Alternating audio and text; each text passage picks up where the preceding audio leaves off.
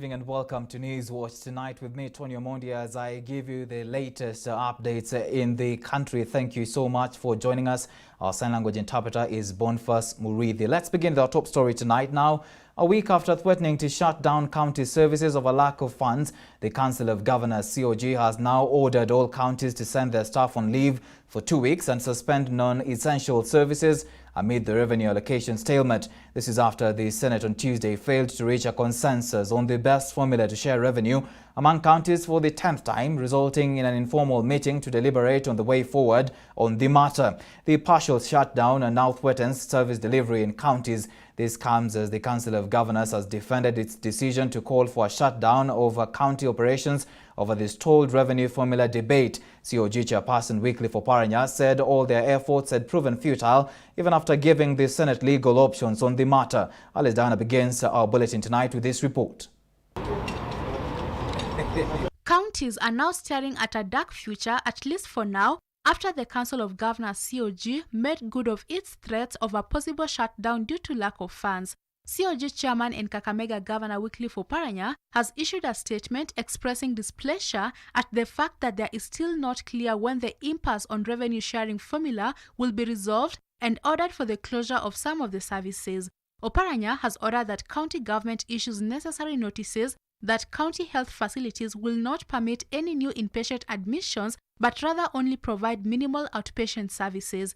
This means that patients visiting public health facilities with critical cases and emergencies will have it rough in getting medication, a move that puts at risk patients suffering from cases such as cancer, kidney and heart failures, and COVID-19. Oparanya has also directed for the suspension of all non-essential services and advised county employees to proceed on leave for 2 weeks as the council continues to push for the speedy release of county funds. This comes a day after President Uhuru Kenyatta and former Prime Minister Raila Odinga intervened into the revenue stalemate by hosting Senate leadership on Tuesday at State House, Nairobi, where he pledged to allocate an additional 50 billion shillings to the county's budget during the financial year 2021-2022, depending on the financial performance of the economy. Oparanya, who is also the Kakamega County Governor, said failure by the Senate to agree on a revenue formula has put counties in a precarious position, with many failing to even pay salaries for health workers. The COG earlier this month threatened to sponsor a petition to dissolve the Senate over failure to pass the third basis revenue sharing formula,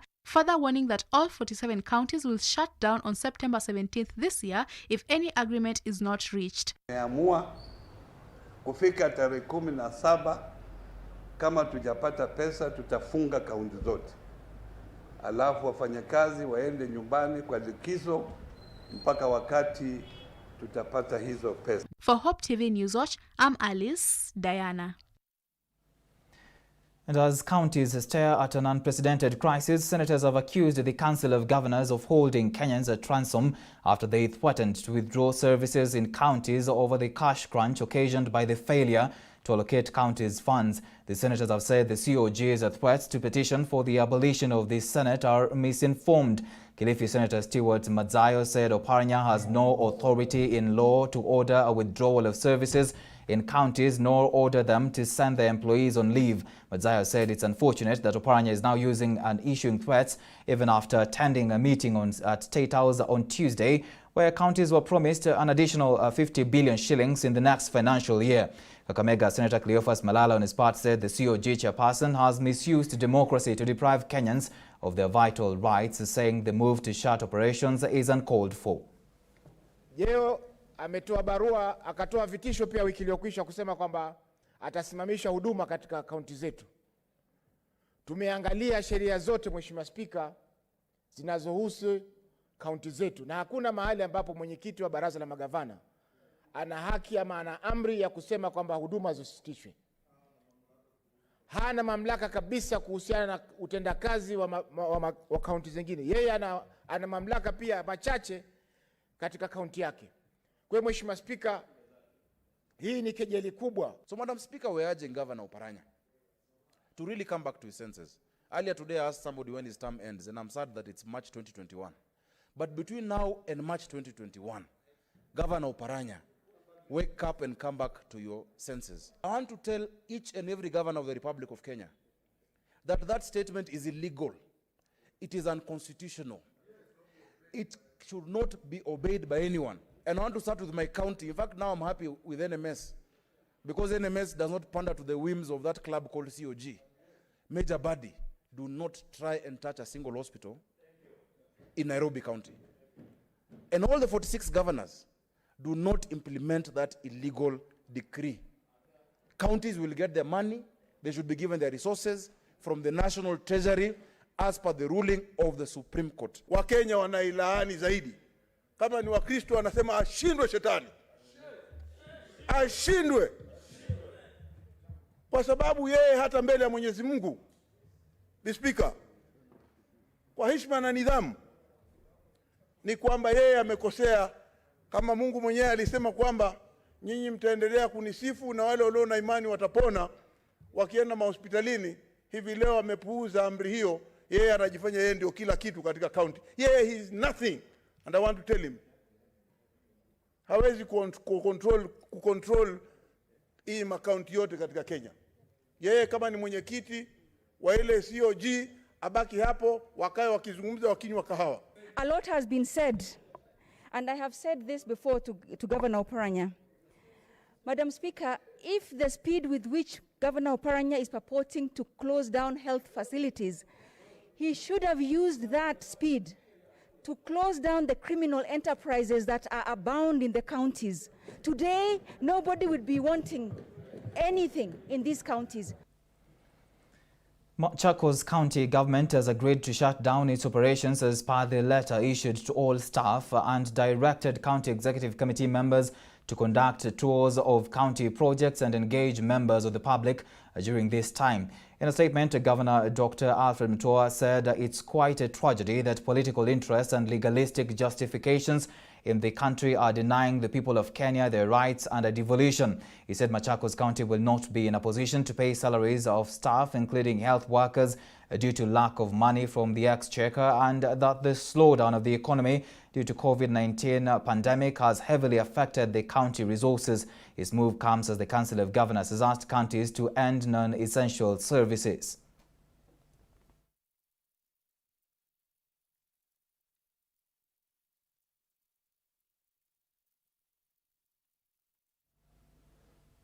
Away from that, Kapseret Member of Parliament Oscar Sudi will be detained for 7 more days pending completion of investigations into allegations of incitement. Nakuru Law Court's Chief Magistrate Josephat Kalo ruled out an application by the prosecution to detain Sudi for 14 days. Sudi has been charged with hate speech, offensive conduct, resisting arrest, being in unlawful possession of a firearm, and assault of a police officer. A group of political leaders allied to him, led by Elgeyo Marakwet Senator Kipchumba Murkomen, attended the session in show of solidarity. Sudi was arrested for alleged offensive remarks he made against the President and former First Lady Mama Ngina Kenyatta.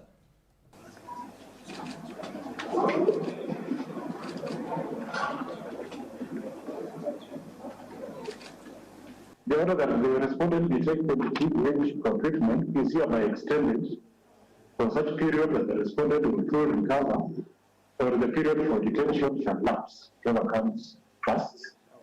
And secondly, the defense shall be supplied with certified copies of proceedings and ruling by their cost. Court mentioned on 23rd September 2020 via Zoom at 2:30 p.m. Wajumbe ambaye tunaye nidhamu ile wanaye ya juu, kwa sababu tunasikiza kesi, tunangoja process iende vile inaenda na tunaheshimu process, na hiyo ndio tukitaka hata raia wako nje waweze kusoma na process kama hii. Would wish that justice is meted out without being unfair to some and maybe a bit more favorable to others, but I'm just putting that out there like that. The magistrate has also agreed in the ruling that it is not possible for Honorable Sudi to interfere with witnesses, because usually those witnesses should be named. The Office of the Attorney General has officially launched and opened the Nairobi Primary School as a gazetted marriage registration center following the backlog caused in its existing marriage offices due to the COVID-19 pandemic. According to the State Law Chief Administrative Secretary Winnie Gushu, the launch of the Nairobi Primary School as a marriage processing center will not only ease the interruption of services caused by the COVID-19 pandemic, but also ensure crowd control in compliance with the Ministry of Health guidelines on social distancing. Dickens Luvanda has more.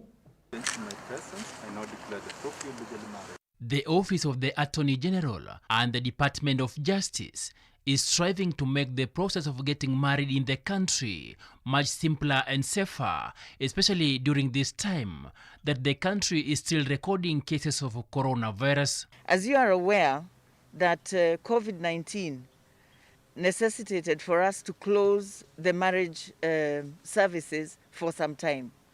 The exercise, which resumed in July after being suspended in an effort to curb the spread of coronavirus, resumed but through the online platform, and so couples conduct their ceremonies virtually after registering through the e-citizen portal. 2 months down the line, the State Law Office has launched Nairobi Primary School in Kenya's capital Nairobi as a gazetted marriage registration center and venue for weddings of couples residing within Nairobi County. We have 2 points where we are conducting the marriages. This is one point and we have another point across there so that every couple has some form of privacy when they are conducting their marriages. We have chosen to do it in open air because it is safer under the circumstances of COVID-19. It is safer for the couples who are getting married and the registrars of marriages, the people who are conducting the marriages, because it is in the open and we are able to do social distancing. The venue will serve as a marriage registration center for 3 months, beginning September, October and November, before schools reopen. We want to thank Nairobi Primary School for availing this venue, and it has been gazetted as required by law so that marriages can be conducted here for the next 3 months. When schools resume, we hope we'll have dealt with a lot of backlog, so we'll be able to find another option. If schools do reopen, we'll find another venue where we can continue to do the weddings outdoor. We are conducting marriage ceremonies on Wednesdays, Thursdays and Friday, and every day we are officiating 20 marriages, 10 on this side and 10 on the other side. Already, the marriage process has already begun at the center, and a total of 20 marriages are being conducted per day for 3 days, totaling to 60 marriages per week, with only the bride, the groom and 2 witnesses being allowed at the venue after appointment basis after registration in an effort to contain crowding. The Office of the Attorney General and the Department of Justice countrywide is still conducting marriages in respective centers besides the normal church, Hindu, Islamic and customary marriages, which are still ongoing. And so, this does not mean that everyone who seeks to get married has to visit Nairobi. Marriages are going on around the whole country. So there are different registrars. Where we have offices, there are registrars of marriages who are conducting marriages in the 12 offices that we have in the region. Where we do not have offices in the region, the district commissioners are the ones who conduct. They have been licensed by the registrar to conduct the marriages. So the marriages are happening all over the country. Where we are having the garden weddings is in Nairobi only. CAS Winnie Gushu admits that there has been an upsurge in marriage registration applications, hence the need to devise more modern ways to enhance efficiency. According to data from the registrar, about 400 clients were attended to during the low season and 600 during high seasons, heading to December 2019. We've not spent much, maybe 15,000. Yeah, there is a celebration in the house. Kidogo tu. We've only come with my daughter. The rest of the children are back in the house or in their duties. Couples who want to do a civil wedding are still required to register online, book for a pre-wedding interview, and later get an appointment for the wedding.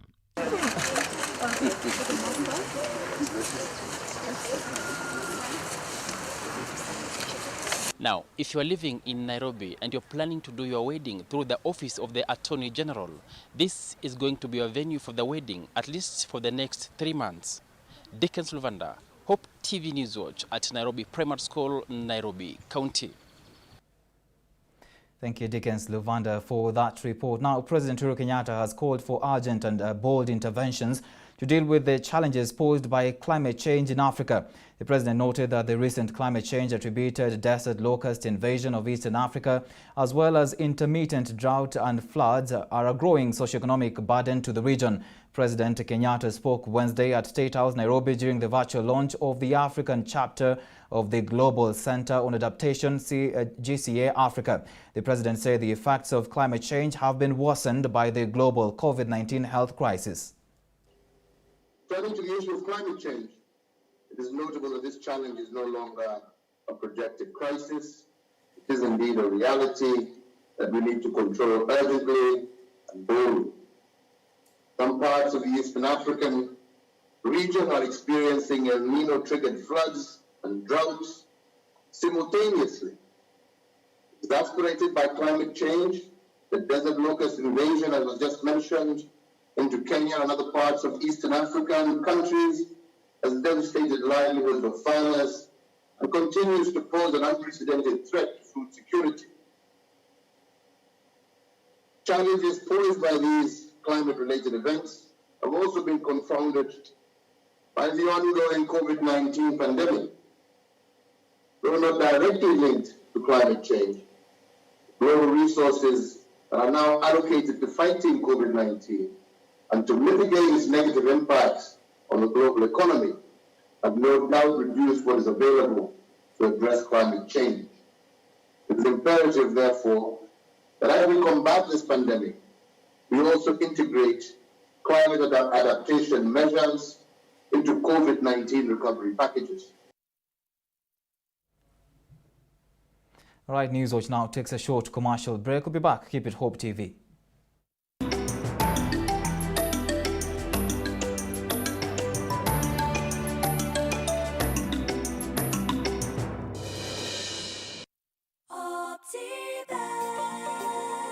Welcome to Garden of Joy in Machakos by Optiven. This is a gated community that is strategically located only 7 minutes drive from Koma Town and 1.3 kilometers off the tarmac. It comes with a beautiful gate, chain link fence around the property, internal Maram roads, a borehole for steady water supply, a jogging track, a meditation park, and a children's play area. The title deeds are ready. Get your value-added plot at only 1.295 million shillings cash price. We also have flexible payment options of up to 12 months. Call us today on 0702 8310 83 or visit www.optiven.co.ke. Join us every Sunday for unlimited, uplifting, powerful worship,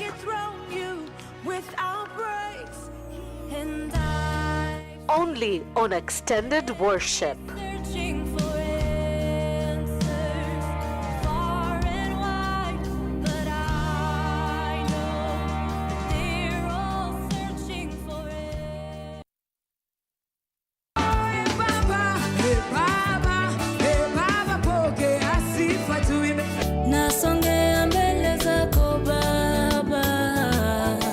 Tunakuletea burudani safi kutoka wanamuziki wa nyimbo za sifa na ibada, mahojiano ya moja kwa moja na mafunzo ya hali ya juu. Dhamira ya mtu ikifa anaweza fanya anything.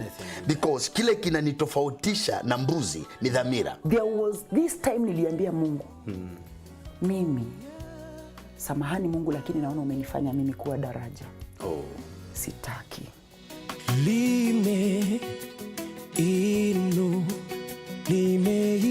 Ni mahali pa uchipuzi na ulezi wa vipaji.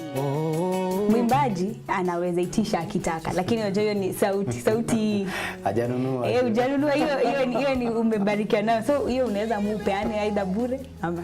Lakini hii pande nyingine sisi tumeinvest, ni investment ona. Tunabeba mwili lakini mimi sikujua hii ni maagano nafanya. Ungana naye Mwalimu Shaban Brima kila Ijumaa saa 2 jioni na marudio kila Jumamosi saa 10 jioni. Machozi ya furaha nishangaze baba, ushuhuda wangu watambua wewe ni Mungu.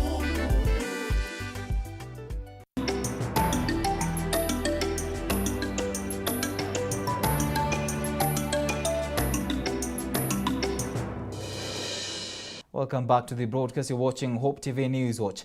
Now on to COVID-19 situation. Now the country has recorded 92 new COVID-19 cases in the last 24 hours, bringing the total number of positive cases to 36,393. Health Chief Administrative Secretary Dr. Mercy Mwangangi said the cases emanated from a sample size of 2,985, of which the youngest patient is a 2-year-old, while the oldest is 75 years.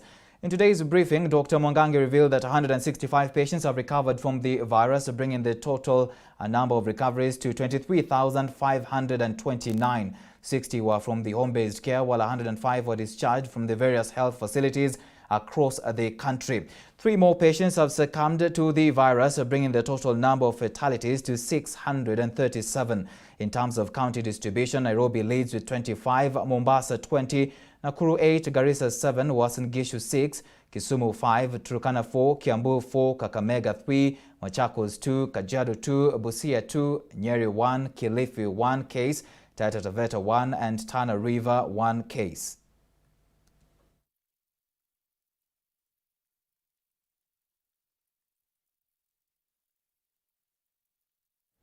And traders in Lunar Park are now counting losses after authorities demolished property worth millions of shillings at the park with the name of paving way for the construction of a Green Park terminus that will be used to hold all PSV vehicles plying on Mombasa, Lang'ata and Ngong roads. Nairobi Metropolitan Service Director General Mohammed Badi has refuted claims that traders were forcefully evicted from the premises of the Nairobi Railways Club. Mark Kimondo reports.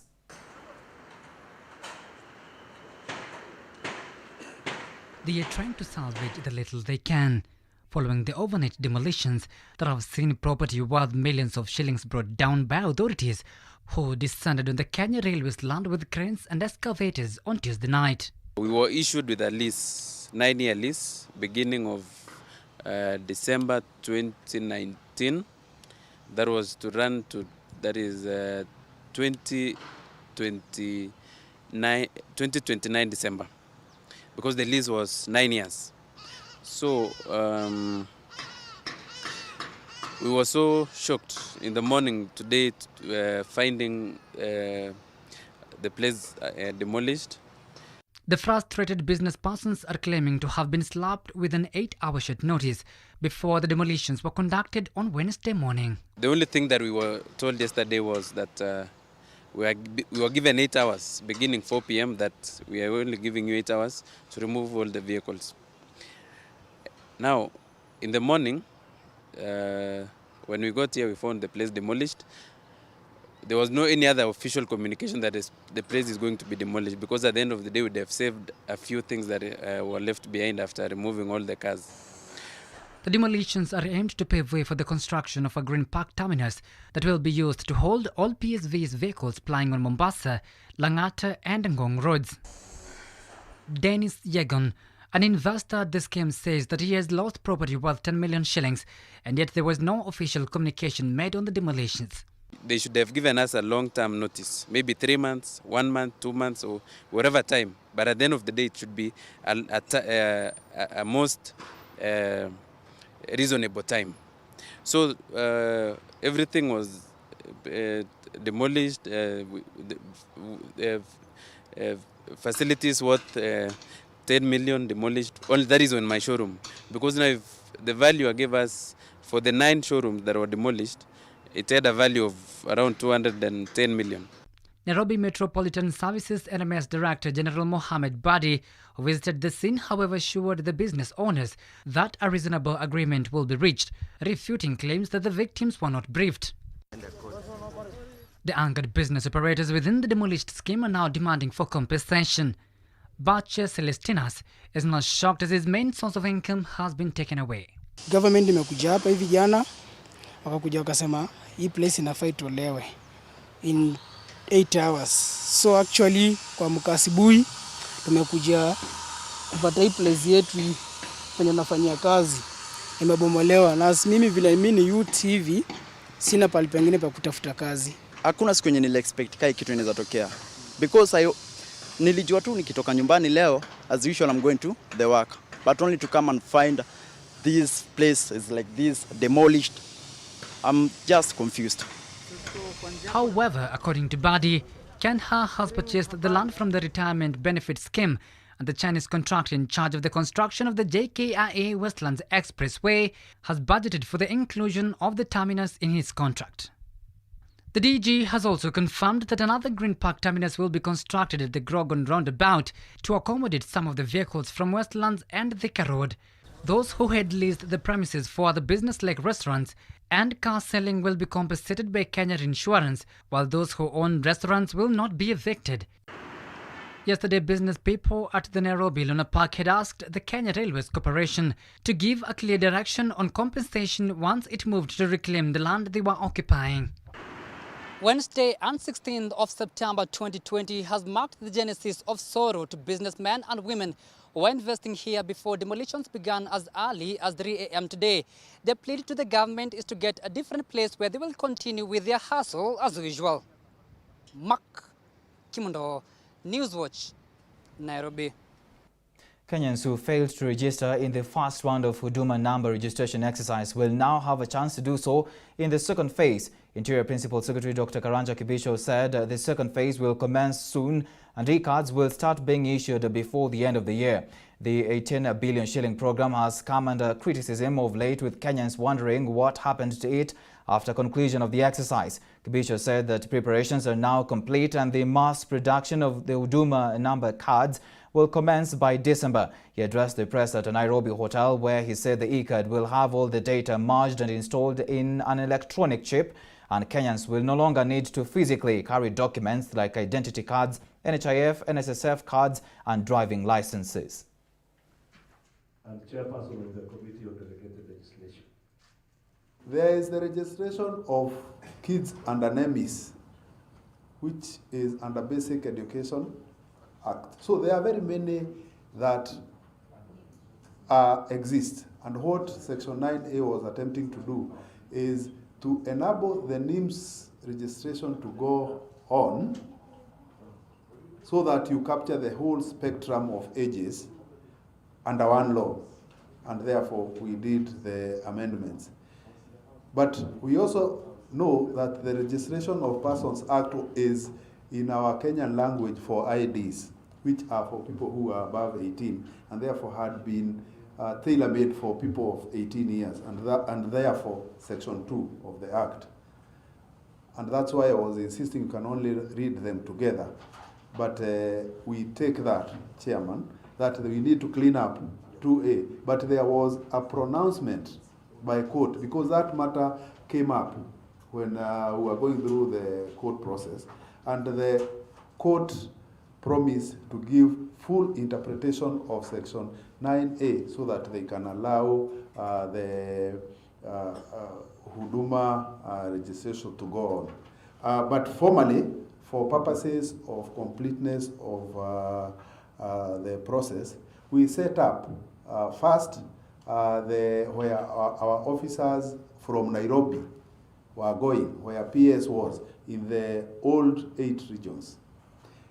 But we also opened desks in all our county commissioners' office and our DCC's offices during that period. And finally, before we talk of the online platform, we also opened KICC so that people who have want to bring written submissions had an opportunity.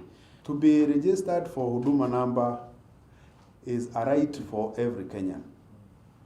Just like it's a right for us to get a birth certificate and an ID. But that right does not mean you provide information that's not accurate. And I think the decline in issuing at the point you go is always followed by advice that the following piece of information need to be revised because it does not sound accurate. And therefore, we'll go through that cycle until the registration officer is convinced. But there is no indication that we are putting here, Chair, that there is any opportunity for a Kenyan to be denied registration for. Youths in Kangemi, Nairobi have been sensitized on the dangers of teenage pregnancies and drug abuse during this COVID-19 season as schools remain closed. The establishment of WASPAC mentorship program has helped transform the lives of young people to ensure maximum use of their skills. Grace Ongoi tells us more. As COVID-19 has devastated the youths in the country and shattered the dreams of others, mentorship and counseling on various issues have been scarce. The rise of teenage pregnancies, use of drugs and increase in crime rate during this season has been evidenced by reports from government agencies and NGOs. To curb the increase in teenage pregnancy, use of drugs and crimes in the country, experts have advised on more proactive action like engaging the youth in healthy activities in a bid to make them busy, which will deviate their minds from such actions. President Uhuru Kenyatta, speaking during a virtual high-level meeting last week, urged the global community to start viewing and engaging young people as an asset with current value and not as a future promise. WASPAC Group, a mentorship program in Kangemi that began in 2018, is a beacon of hope for the youth there. With about 40 members enrolled, the group sensitizes the youth on teenage pregnancy, drug use, abortion and crime. Pastor John Degwa, a mentor with WASPAC, says many of the youths before joining the program were involved in a lot of crime, and mentorship has reformed many of them. You have noted with COVID-19 coming, many young people were left idle. And when, as the saying goes, idle minds is the workshop of the enemy. They have been taken through all manner of risks. And as girls, they didn't know what was happening. They ended up there.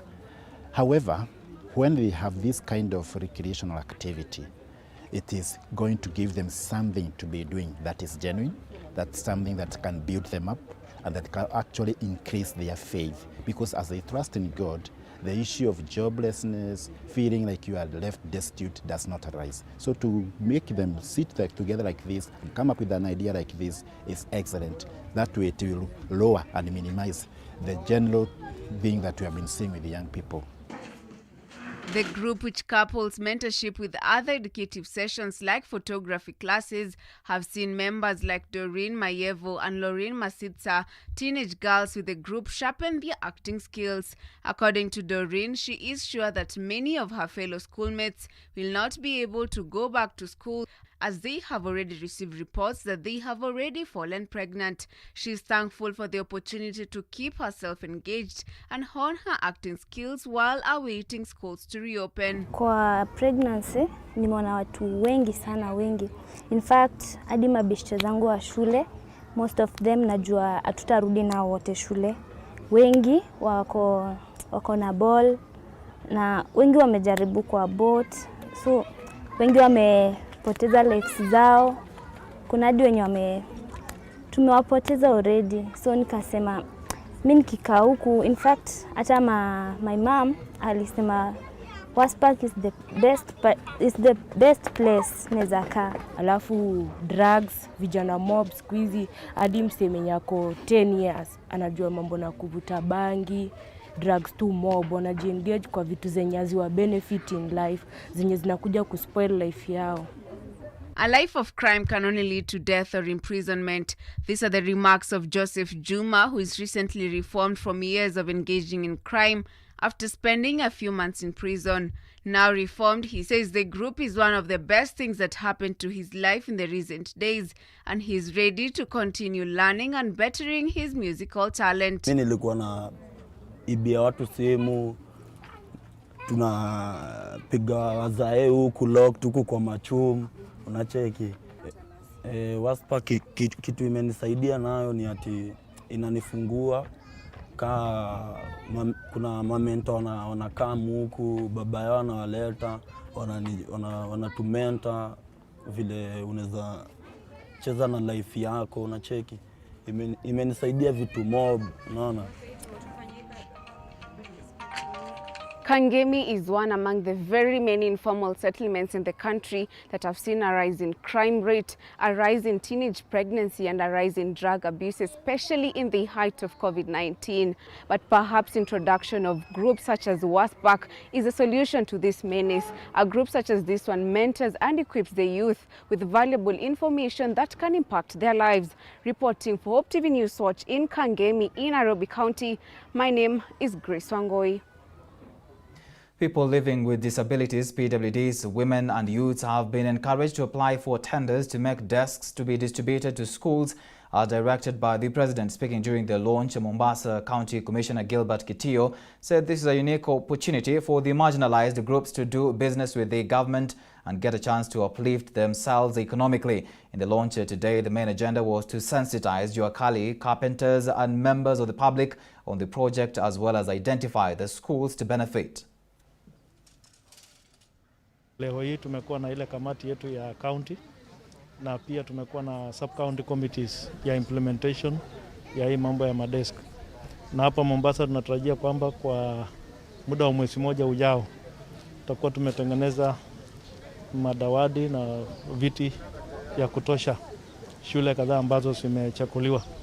Kwa upande wa primary school tutatengeneza madesk ya kutosha shule 79 ambazo itakuwa ni desk kwa jumla 5,530 na kwa kila sub county imechaguliwa shule 15 ambazo zitatengenezewa hizo desks ambazo ni 30 kwa kila shule.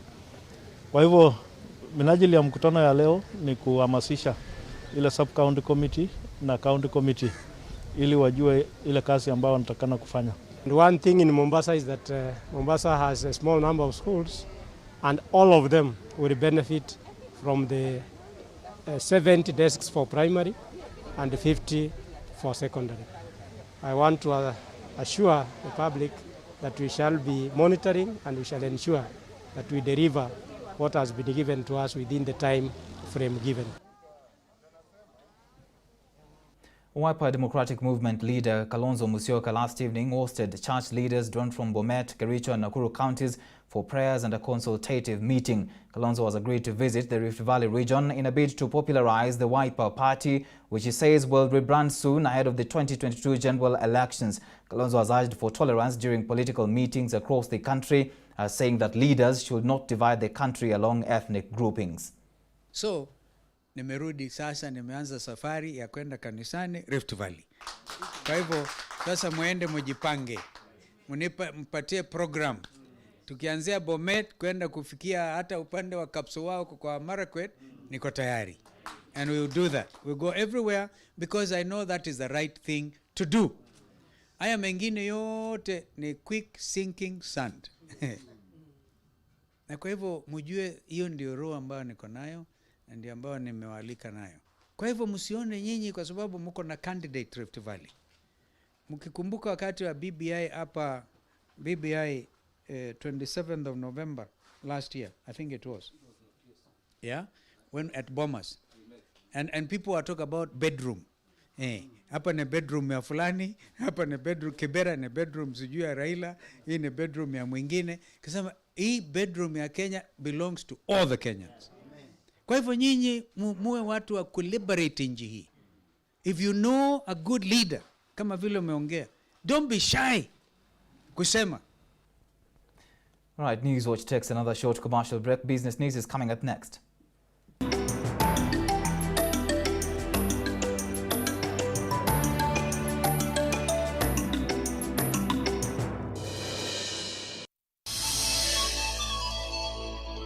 Our Christian life is not just about God always stepping in when you are in trouble.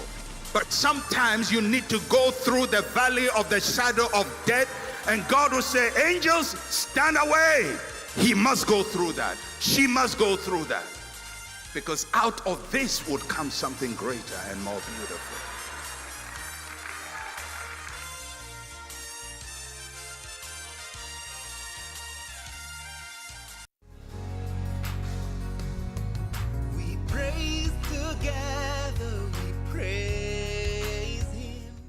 you are fat or thin. And for me, I don't consider myself fat. I consider myself good for my purpose, to hug women. When they come crying and they come and hug me, they just come and I hug them and they cry and cry and cry until they are comfortable. We praise together, we praise him.